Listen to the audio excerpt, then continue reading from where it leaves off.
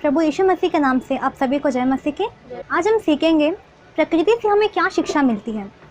इस पाठ में हमारे पास दो विषय हैं, एक प्रकृति और दूसरी शिक्षा।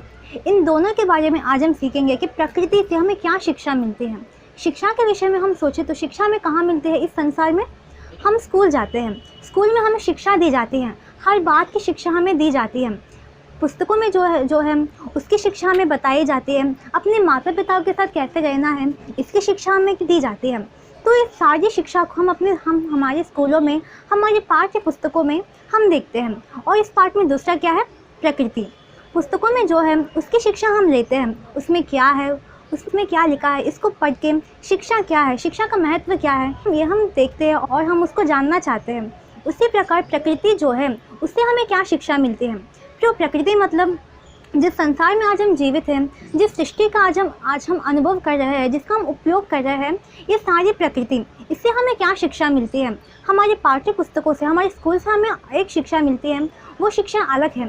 परंतु प्रकृति जो हमें शिक्षा दे रही है वो शिक्षा क्या है ये हम देखेंगे। प्रकृति के विषय में हम सोचें तो प्रकृति कैसे बनी है। क्यों, हम उत्पत्ति के पहले अध्यायों में वचनों में हम देखते हैं परमेश्वर पिता ने प्रकृति को कैसे बनाया है, इस सृष्टि को कैसे बनाया है।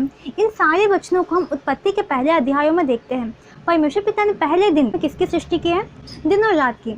इस तरह परमेश्वर पिता ने 6 दिनों में सृष्टि के कार्यक्रमों को किया है। और परमेश्वर पिता ने सृष्टि को कैसे बनाया है, क्यों, उनके वचन के द्वारा, मतलब उनके बातों के द्वारा उन्होंने बनाया है। उनके बातों के द्वारा बनाने के बावजूद भी परमेश्वर पिता को 6 दिन क्यों लगे, इतना परिश्रम परमेश्वर पिता को क्यों करना पड़ा।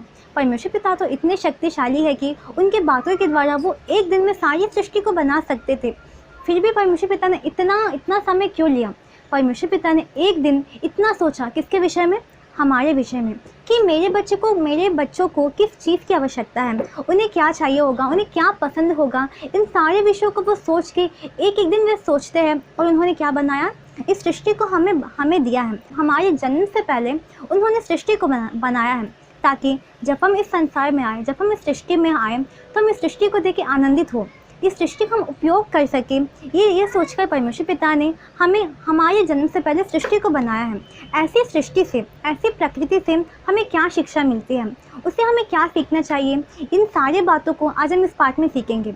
हम देखेंगे भजन संहिता 19वां अध्याय पहला वचन। आकाश परमेश्वर की महिमा का वर्णन कर रहा है और आकाश मंडल उसकी हस्तकला को प्रकट कर रहा है।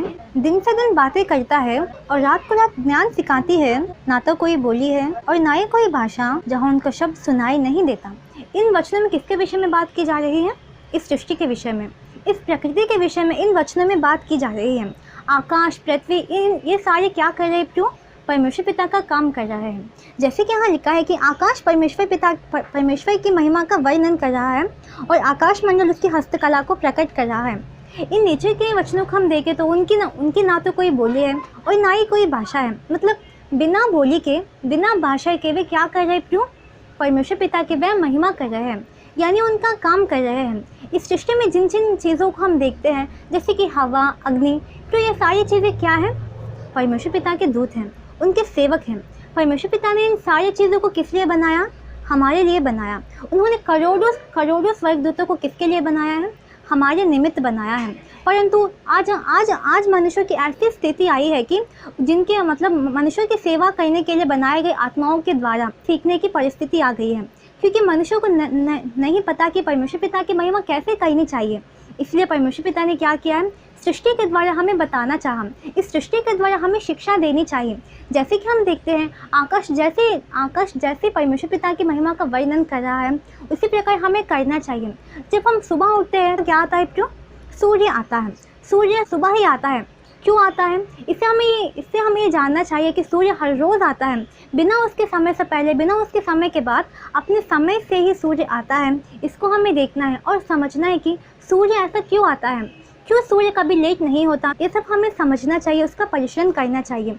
हम सूर्य के विषय में ही हम देखें तो सूर्य इतना मतलब अपने समय पे क्यों आता है, क्योंकि उसका एक समय है, उसका एक काम है जो परमेश्वर पिता ने उसे दिया है। उस काम को सूर्य अच्छे से करता है। हमें सूर्य को देख के ये जानना चाहिए कि सूर्य क्या कर रहा है, परमेश्वर पिता का काम अच्छे से कर रहा है। उसके उसके समय के अनुसार परमेश्वर पिता का काम सूर्य कर रहा है, ये हमें देखना है। इसलिए परमेश्वर पिता ने सूरज के द्वारा हमें शिक्षा देनी चाहिए।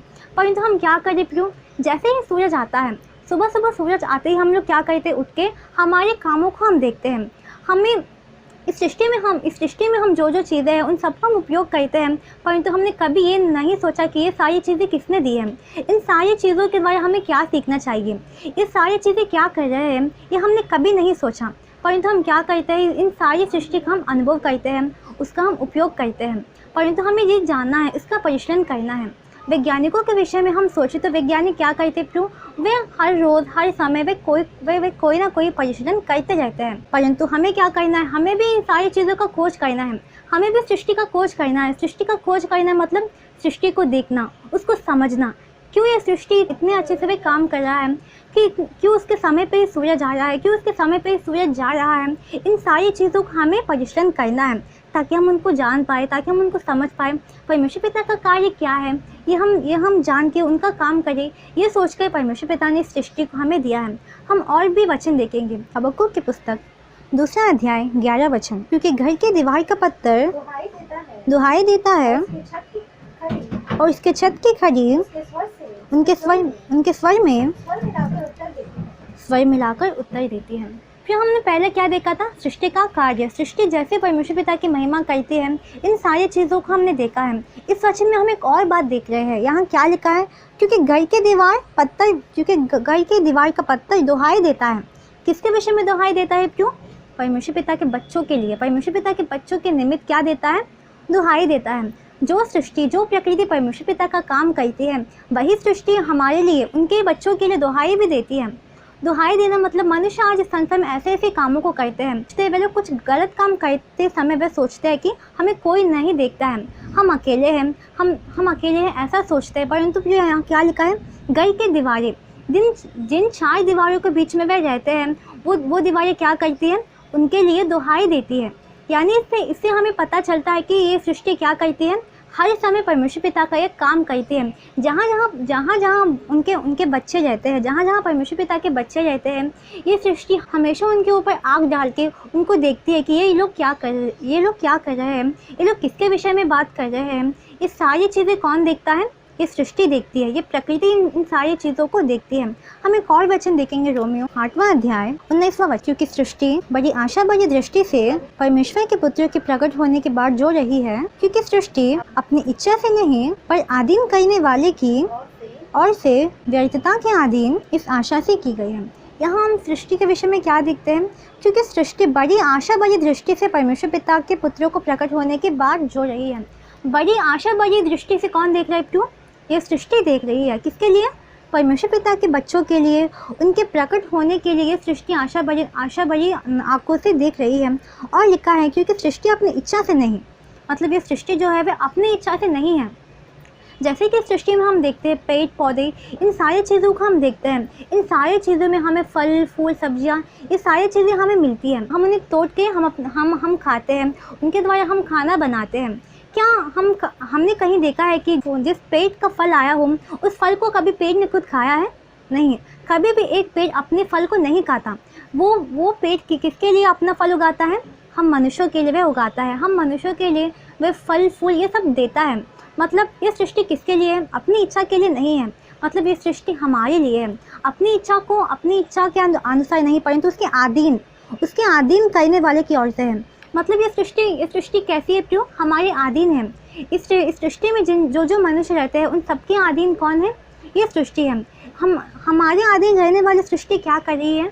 हमारे लिए, हमारे प्रकट होने के समय तक ये क्या कर रही है? क्यों? आशा बड़ी दृष्टि से हमारा इंतजार कर रही है। 21वां वचन पढ़िए, कि सृष्टि भी आप ही विनाश के दासत्व से छुटकारा पाकर परमेश्वर की संतानों की महिमा की स्वतंत्रता प्राप्त करेगी, क्योंकि हम जानते हैं कि सारी सृष्टि अब तक मिलकर करहाती और पीड़ाओं में पड़ी तड़पती है। कि सृष्टि आप ही विनाश के दासत्व से छुटकारा पाकर परमेश्वर के संतानों की महिमा की स्वतंत्रता प्राप्त करेगी। यहाँ सृष्टि के विषय में क्या लिखा है? क्यों? क्योंकि हम जानते हैं कि सारी सृष्टि अब तक मिलकर कराहती और पीड़ाओं में तड़पती है। फिर सृष्टि पीड़ाओं में है। सृष्टि पीड़ाओं में कैसे हो सकती है? सृष्टि का तो ना तो कोई बोली है और ना ही कोई भाषा है, फिर भी सृष्टि क्या कर रही है? क्यों पीड़ाओं में है? वह तड़प रही है। क्यों सृष्टि इतनी पीड़ाओं में है? हमारे लिए, हमारे निमित्त, हमारे द्वारा इस सृष्टि को क्या हो रहा है? क्यों पीड़ा हो रही है, उसको दुख हो रहा है। हमारे पापों का सारा सारांश किसको मिल रहा है? क्यों इस सृष्टि को मिल रहा है। इस सृष्टि में जहाँ हम निवास कर रहे हैं, ये सारी सृष्टि हमारे पापों को उठा रही है, हमारे पापों की सारी सृष्टि झेल रही है। इसलिए सृष्टि क्या हो रही है? तड़प रही है। जो सृष्टि इतना दुख सह रही है, इसका कारण हम मनुष्य हैं। हम हमारे बारे में विचार करें तो हम क्या करें? क्यों हर समय हर वक्त हम पाप कर रहे हैं।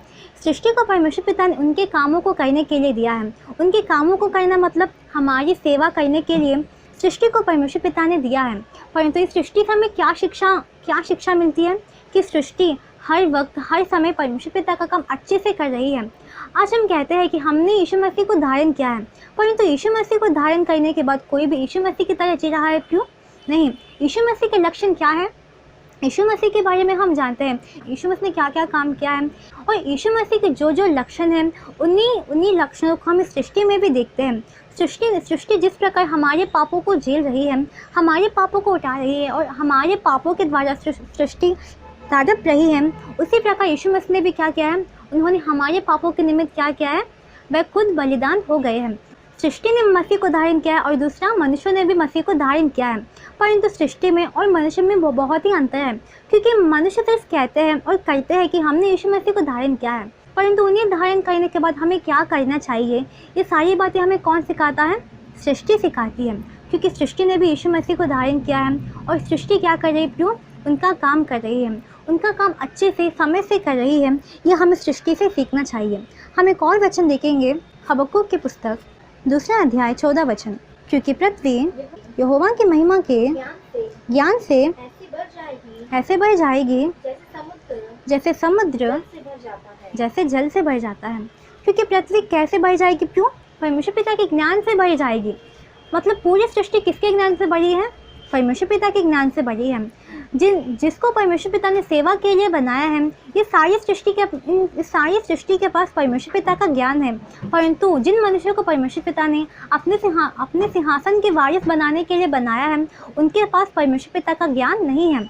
परंतु सृष्टि के बाद पास परमेश्वर पिता का ज्ञान कैसा है? जैसे समुद्र में जल होता है, वैसे इस सृष्टि में परमेश्वर पिता का ज्ञान है। इस सृष्टि में परमेश्वर पिता के लक्षण हैं, उनके गुण हैं। इसलिए जब भी हम इस सृष्टि को देखते हैं, जब भी हम पेड़ पौधों को, जीव जंतुओं को देखते हैं, तब हमें जानना है कि जिस प्रकार परमेश्वर पिता का काम कर रहा है, उसी प्रकार हमें भी परमेश्वर पिता का काम करना चाहिए। हर एक चीज़ को जिसका हम उपयोग करते हैं, जैसे कि हम खाना खाते हैं, फिर खाना जैसे कि चावल, दाल, ये सारी चीज़ें कहाँ से आती हैं? पेड़ पौधों से आती हैं। मतलब इन सारी चीज़ों को किसने बनाया है? परमेश्वर पिता ने बनाया है। वे हमारे लिए, तो हम किसके लिए हैं? सृष्टि हमारे लिए बनाए गए हैं और हम परमेश्वर पिता के लिए बनाए गए हैं। ये बात हमें जानना है और सृष्टि से हमें सीखना चाहिए कि सृष्टि हमेशा क्या करती है? परमेश्वर पिता का काम करती है। यीशु मसीह के द्वितीय आगमन तक ये सृष्टि क्या करती रहेगी? क्यों परमेश्वर पिता का काम करती रहेगी। हम मनुष्य चाहे सृष्टि को जितना भी दुख दे, जितना भी पीड़ा दे, इन सारी पीड़ाओं को सृष्टि क्या करती है? सहती है। अगर सृष्टि एक बार हमारे विरुद्ध खड़ी हो गई तो क्या होगा? जैसे कि हमने हाल ही में देखा है कि कोरोना आया था। अगर हमने परमेश्वर पिता की बात नहीं मानी तो ये सृष्टि क्या होगी? हमारे विरुद्ध ही ये सृष्टि खड़ी होगी, हमारे विरुद्ध ये सृष्टि दुहाई देगी। इसलिए हमें सावधान रहना चाहिए कि हम इस सृष्टि में जी रहे हैं, तो हमें सृष्टि के अधीन रहना है। हमें सृष्टि से हर एक बात सीख के हमें परमेश्वर पिता की सेवा करनी चाहिए। आप सभी को जय मसीह की।